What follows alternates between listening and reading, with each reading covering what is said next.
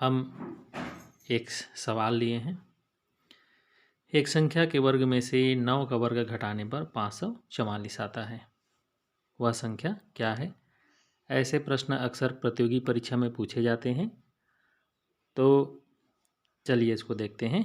एक संख्या के वर्ग में से 9 का वर्ग घटाने पर 544 आता है। हमको संख्या मालूम है नहीं, तो हमको कुछ भी मानना पड़ेगा, एक्स वाई जेड चाहे ABC। तो हमने मान लिया है कि मान लो वह संख्या x है।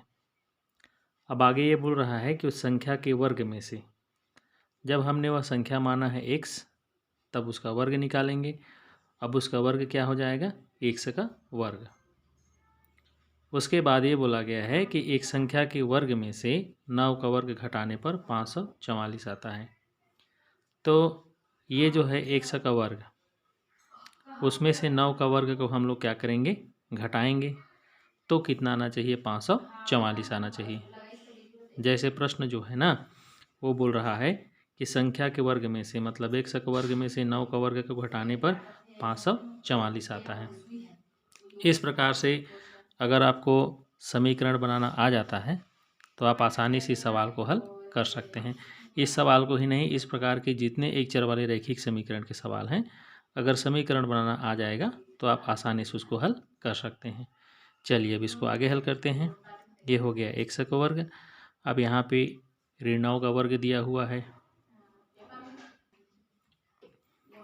9 का वर्ग बराबर हो जाएगा 81, 9 9 81, और उसके बराबर हो जाएगा 544। अब उसके बाद x का वर्ग हो गया, इसके बराबर है 544। इस 81 को जब दूसरी तरफ पक्षांतर करते हैं तो यहाँ का जो चिन्ह है वो बदल जाता है। ये हो जाएगा धन 81। अब ये हो जाएगा x का वर्ग बराबर 544 में 81 को जोड़ देना है इस तरह से, 4 और 1 5, और 8 4 12 की 2, और हासिल 1। तो ये हो गया 625। जिन लोगों को मालूम होगा कि ये 625 किसका वर्ग है, अब चूंकि यहाँ x का वर्ग है तो हमको इधर का भी वर्ग निकालना है। इस तरह से x बराबर हो जाएगा ये 625। तो 625 किसका वर्ग है? तो 25 का वर्ग है। 25 25 हम 625। और अगर आपको मालूम नहीं कोई कैसे वर्ग है, तो हम लोग इस तरह से उसका भाज्य गुणनखंड निकालेंगे।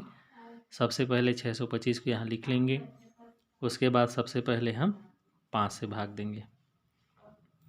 2 से दे के देखेंगे, 3 से देंगे, 4 से देंगे, किसी से नहीं जाएगा, सीधा 5 से जाएगा। पहली संख्या 6 है तो हम लोग एक बार पहाड़ा पढ़ेंगे, 5 एकम 5।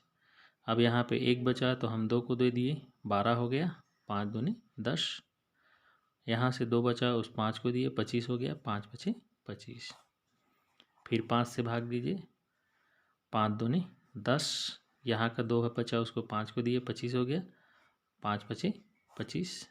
फिर 5 से 5 बचे 25, और फिर 5 से 5 एकम 5। इस तरह से 625 बराबर हो जाएगा 5 गुणा 5 और गुणा 5 और गुणा 5।